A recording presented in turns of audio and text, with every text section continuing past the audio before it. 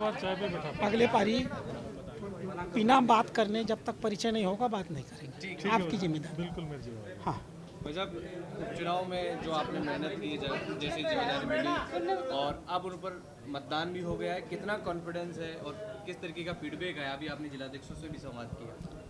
100% है। हम रामगढ़, झुंझुनू, खीवसर, देवली, दौसा, सलम्बूर जीतेंगे, ये तो सामान्य खबर थी। हम 84 भी जीतने जा रहे हैं। 7 की 7 विधानसभा। जो अंदाज लगता है कार्यकर्ताओं की रिपोर्टिंग के आधार पर और कांग्रेस के खेमे में जो मायूसी छाई हुई है, जिस तरह से वो आपस में अब लड़ना शुरू कर दिए हैं, उसके आधार पर उनकी खिजलाहट बताती है कि उनको रिजल्ट मालूम हो चुका है। हम राजस्थान की जनता, मैंने आपको याद हो, जब मैं पहली बार आया था तब भी मैंने यही कहा था, राजस्थान के नागरिक बहुत राष्ट्रवादी हैं। वो भारतीय जनता पार्टी के सिवाय किसी को देखना ही नहीं चाहते हैं। और आप देखिएगा कि 23 तारीख को तो रिजल्ट आ ही जाएगा, फिर मैं आप लोगों को बुला के मिठाई खिलाऊंगा। सभी सीटें भारतीय जनता पार्टी अपने प्रदेश अध्यक्ष माननीय मदन राठौर के नेतृत्व में जीतने जा रही है। एक की वजह जिस तरीके से देवली उनियारा में हिंसा हुई, कौन लोग हैं, किसके जिस तरीके की हरकतें हुई और बड़ा कहीं ना कहीं सरकार पर ही सवाल खड़े हो रहे हैं। देखिए, मैं एक सैद्धांतिक और संवैधानिक आदमी हूँ। अभी चुनाव ख़त्म नहीं हुआ है।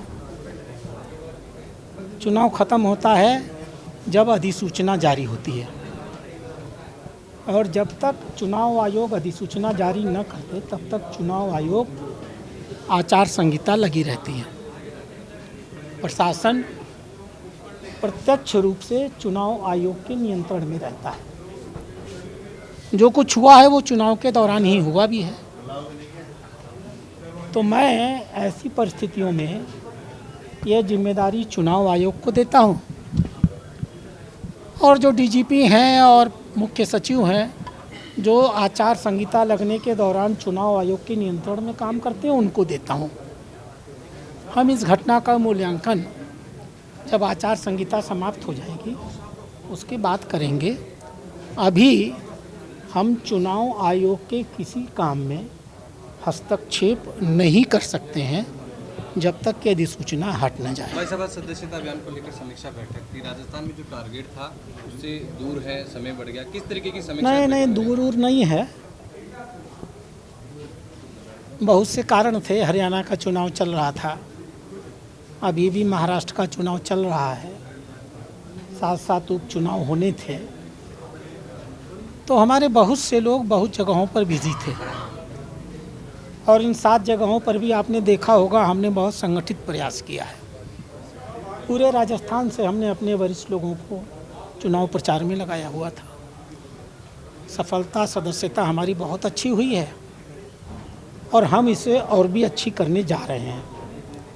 आगामी 15 दिनों के अंदर हम बहुत अच्छी सदस्यता कर लेंगे। अशोक गहलोत कह रहे हैं कि नरेश मीणा को किसने खड़ा इसकी जांच होनी चाहिए। बीजेपी भी आरोप लगा रहे हैं कि बीजेपी। मुझे दुख है कि अशोक गहलोत जी पूर्व मुख्यमंत्री हैं, उनको पता होना चाहिए कि चुनाव की आचार संहिता लगी हुई है, और हम आचार संहिता के दौरान किसी भी प्रकार की कोई टिप्पणी नहीं करेंगे। हम जानते होंगे कौन सही है या कौन गलत है। हम आचार संहिता हटने का इंतजार करेंगे। ठीक है।